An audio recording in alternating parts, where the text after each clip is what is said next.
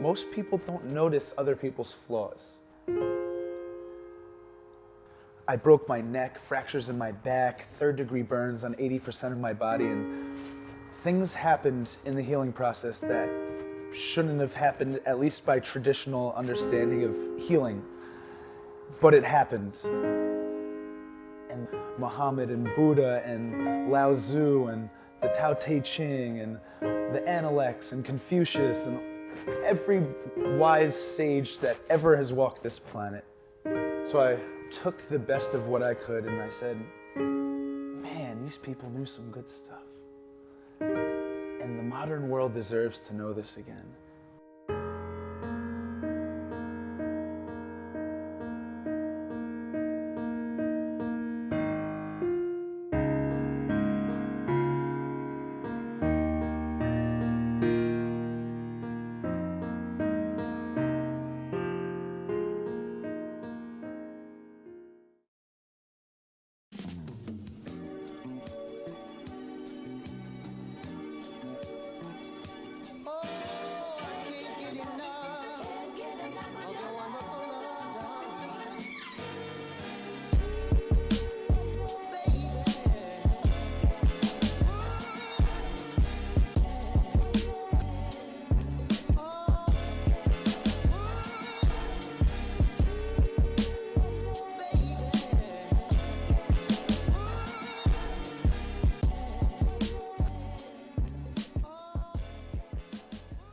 My name's Tobin Osusky.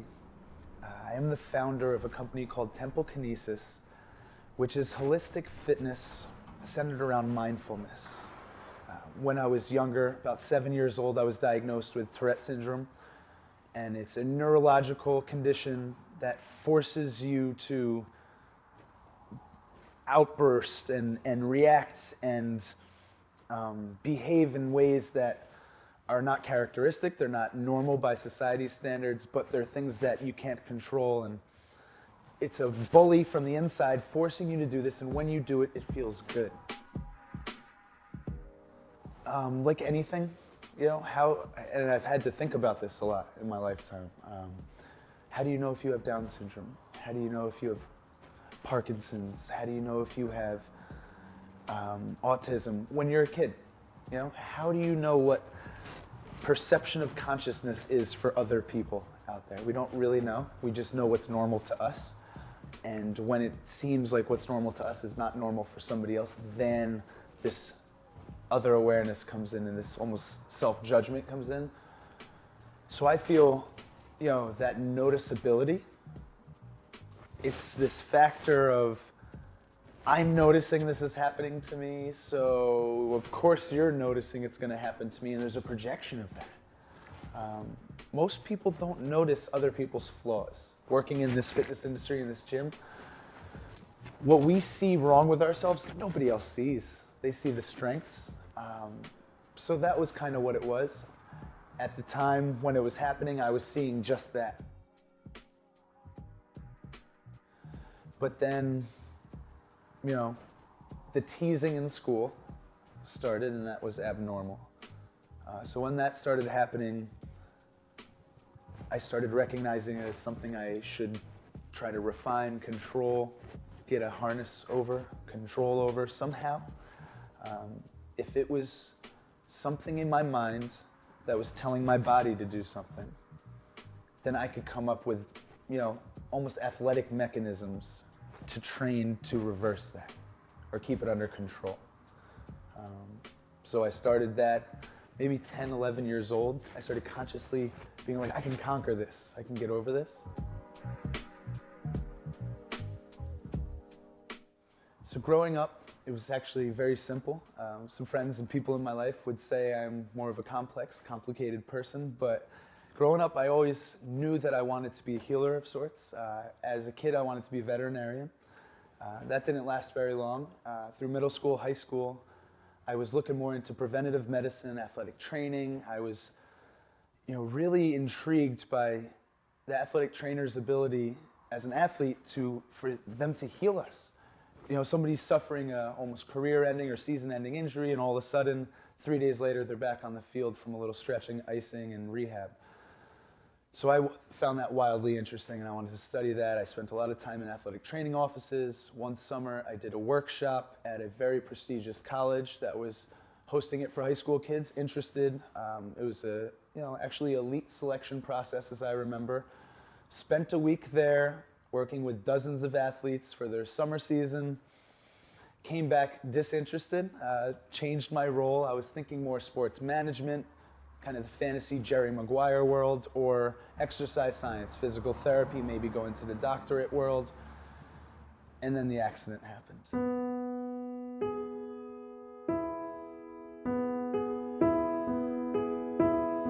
I broke my neck, fractures in my back, third-degree burns on 80% of my body, and things happened in the healing process that shouldn't have happened, at least by traditional understanding of healing. That gave me an interesting perspective on the human mind, and when I was in this accident, that Tourette syndrome almost gave me an upper hand on healing myself and speaking to my cells and really integrating consciousness and intention into each cell of my body on a quantum level, on a molecular level, and healing from that level up. And I think it's something that's possible for all of us. I could barely remember my name if I wrote it down on a piece of paper and you asked me what was on the paper 5 minutes later. So that restructured everything. I had to look at my life. I was a very skilled athlete. My body wasn't necessarily going to hold me up like it was planning on prior to the accident. My mind wasn't necessarily going to do so either. So my thought was, okay, simplify, stick with the sports. I was playing soccer in college. Let's stay in this world. I was in exercise science.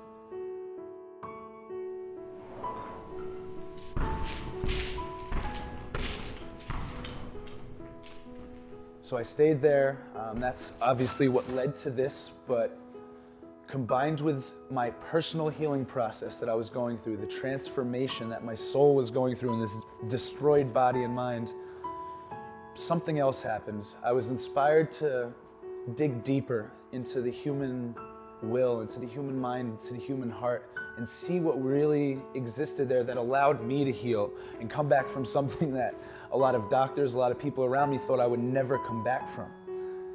I wanted to teach that to other people, so that's what I began studying. I studied philosophy, I studied psychology, I studied nutrition, I studied everything from music and harmonics to chemistry to astrophysics on my own, kind of autodidactically taught myself because obviously society wants to channel us in one direction.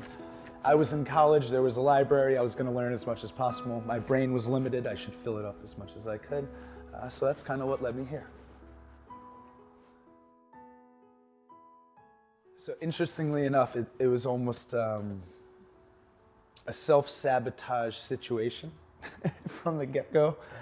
The point and the intention with Temple Kinesis was to teach anybody that came in the door that heard of us that their body, their mind, their heart, their community, their home, their family, their country, their planet is the temple. And that kinesis is an awareness or an understanding of the movement of energy. Everything's energy at different vibratory rates, some matter, some light, some space, some form. People need to learn this stuff. These are essentials to life, and we live in a capitalist economy, which is great. That's where we are collectively right now as a planet mostly. I wish we were in ancient times where I could just be on a mountainside teaching people this, and somehow my rent gets magically paid, and my mortgage gets paid, and my house gets paid for, and my gas gets paid for, but it became a business. And my goal stemmed from a seed that was planted by the Dalai Lama. And I'm not going to quote it directly and properly, but it was something about,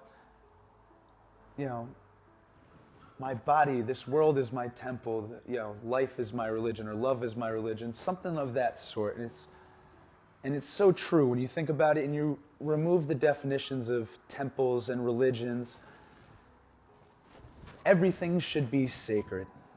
And your degree of awareness is what should be sacred. So if you're self-aware of your body and you're really into your body, treat it sacred. Fuel it well, think upon it well, expose it to good things, good people, good energy. If your mind is your temple, fill it with good knowledge and truth and compassion and honesty and caring.